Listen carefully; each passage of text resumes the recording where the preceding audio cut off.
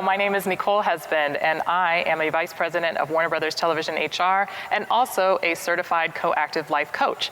I'm here today to talk to you about what do you do when opportunities come knocking at your door or ringing on your phone and you don't feel prepared to handle those opportunities. So there's two ways we're going to handle this subject today, but I thought the definition of opportunity would be a framework for us to discuss.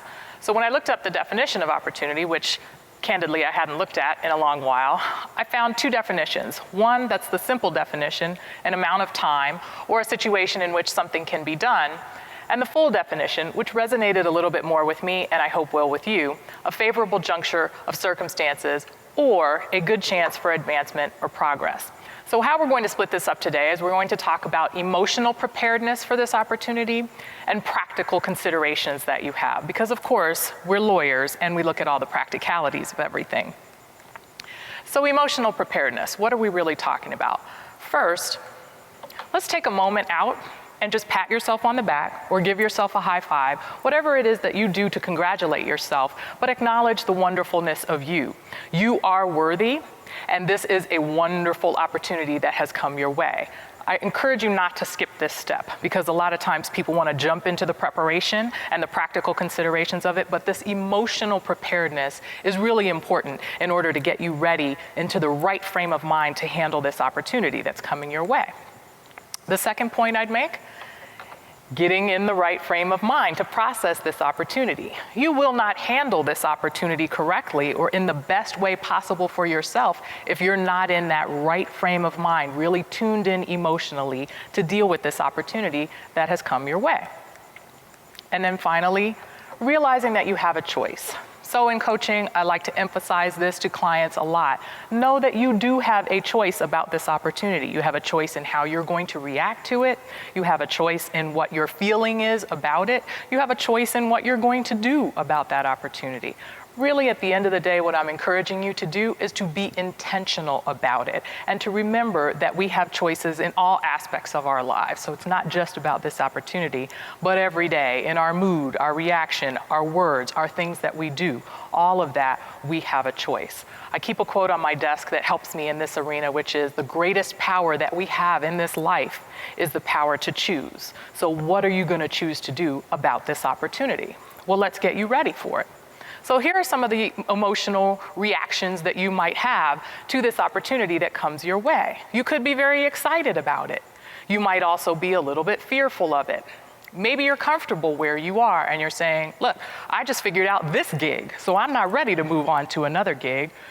You could have a feeling of dread about it. Maybe you feel like another call, another piece of work to do, another thing that I have to deal with in addition to everything else that's going on in my life.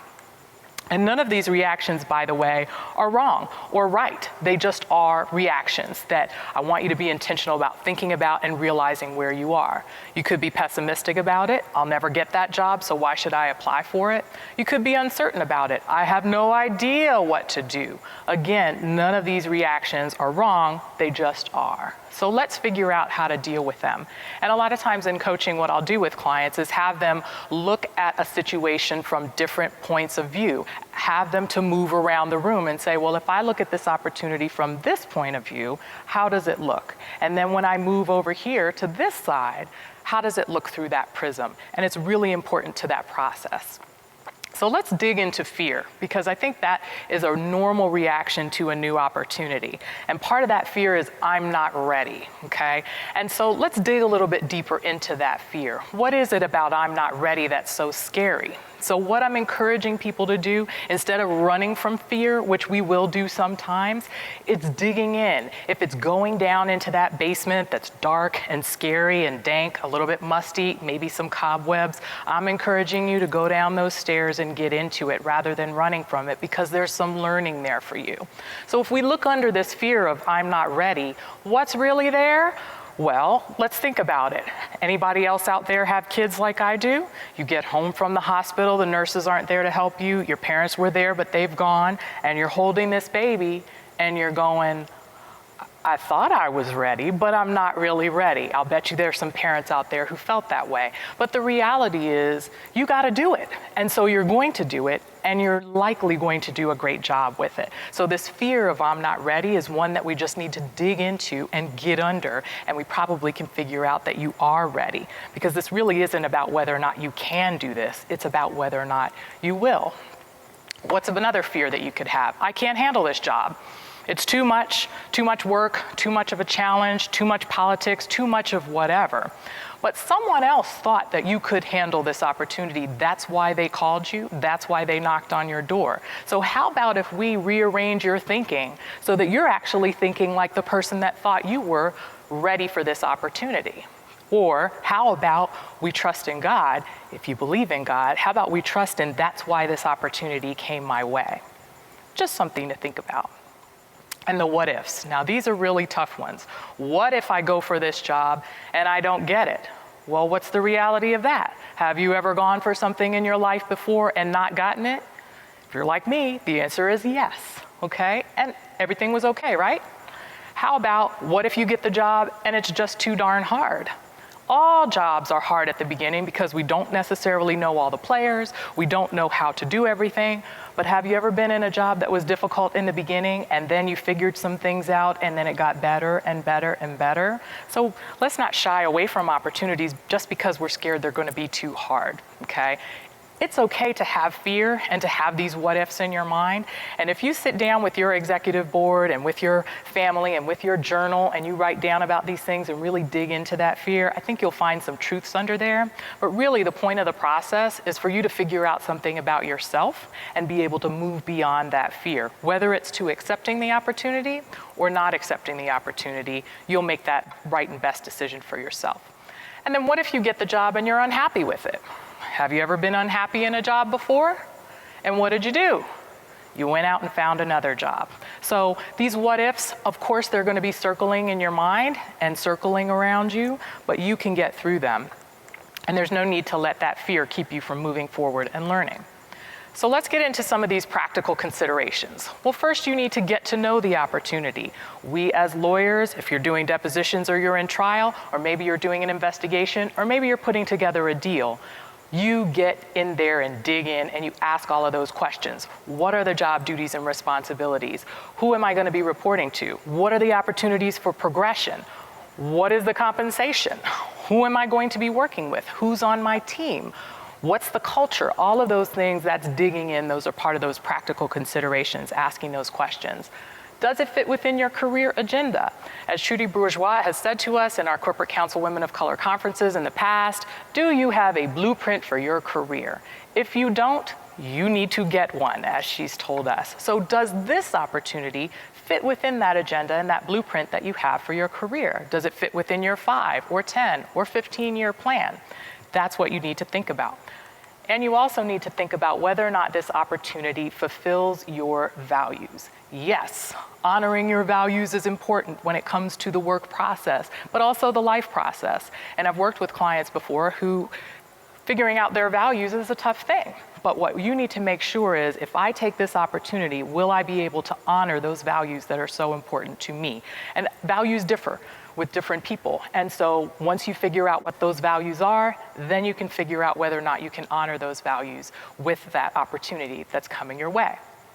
And of course, the thing that you thought I was going to talk about at the beginning, the practical considerations about having your best resume and putting your best foot forward. Have you had somebody review your resume? I'm not just talking about for typos, I'm not just talking about for formatting errors, but does this resume really say who you are? Is there something interesting on that resume? For example, I interviewed someone recently who put at the bottom that he was a Jeopardy champ. That spoke to me and gave us an opportunity to discuss during the interview. So does your resume authentically show not only how great you are professionally, but who you are as a person, so that the interviewer can get to know you and see if you're the right person for that opportunity? The Why I'm Great elevator speech. Everybody's heard of the elevator speech, but the other day I heard Jillian Manna speaking, and she was saying that your elevator speech shouldn't be from the bottom floor all the way to the penthouse, because you're not going to get that much time with an executive, and that's the God's honest truth. Your elevator speech should be one floor, maybe 2 floors. Maybe they'll give you 2 floors worth of time to sell yourself, but you want to have that ready, memorized, ready to go whenever you have the opportunity to sell yourself for an opportunity. Have your personal and professional references ready to go at all times. And then the last thing is your appearance. Let's talk a little bit about appearance. And I put in my PowerPoint presentation the interview suit, but not everybody wears an interview suit. I've had about 5 or 6 interviews recently, and only one of those persons actually wore a suit. So get your appearance for your interview to make sure that it addresses the audience. I was interviewing people who are going to work in the production context. They're not necessarily going to wear a suit to every interview.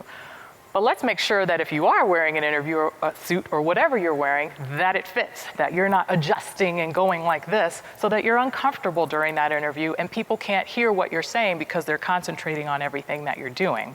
And the other plug that I want to make for you is, when I was getting ready to do this speech today, I thought I should listen to some music that really motivates me and gets me going. And so I listened to Just Fine by Mary J. Blige. I listened to Conqueror by Estelle. And I don't have it on my phone, but I listened to, or I thought in my mind about and listened to New Attitude by Patti LaBelle. And of course, I'm dating myself a little bit there. But what is that song that gets you going, that you're going to listen to before you walk into that interview or that meeting about that new opportunity, that's going to give you that confidence to walk in and show your best you? That's what I'm asking you to dig into and have that practical consideration ready for the time when that opportunity comes down the line. What if the phone isn't ringing for me? Well, maybe you forgot what we were talking about. It was getting yourself ready before that opportunity actually comes knocking. But let's say you've gotten yourself ready and that phone still isn't ringing or that knock still isn't coming on the door. Well, here's my advice to you. Find your own door to knock on and create your own opportunity. How many of us met our husbands just standing in our house, our husbands or wives just standing in our house? No, we had to step out of our comfort zone. And that's really what we're talking about here today. You can create that opportunity for yourself, or you will find those opportunities will come to you if you are outside of that comfort zone and you are growing and you are developing. A little bit of parting wisdom as my time comes to a close.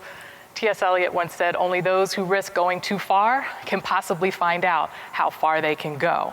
Another quote I keep on my desk. And I really think this Oprah Winfrey quote really goes directly to what we're talking about here today. I believe luck is preparation meeting opportunity. If you hadn't been prepared when the opportunity came along, you wouldn't have been lucky. So we're talking about making sure you're prepared for when that lucky opportunity comes along. And then finally, an Ashanti proverb, we must act as if it is impossible to fail. So again, I say, I want you to be intentional about this. I want you to confront these fears, and I want you to get ready because that opportunity is going to come knocking. Thank you.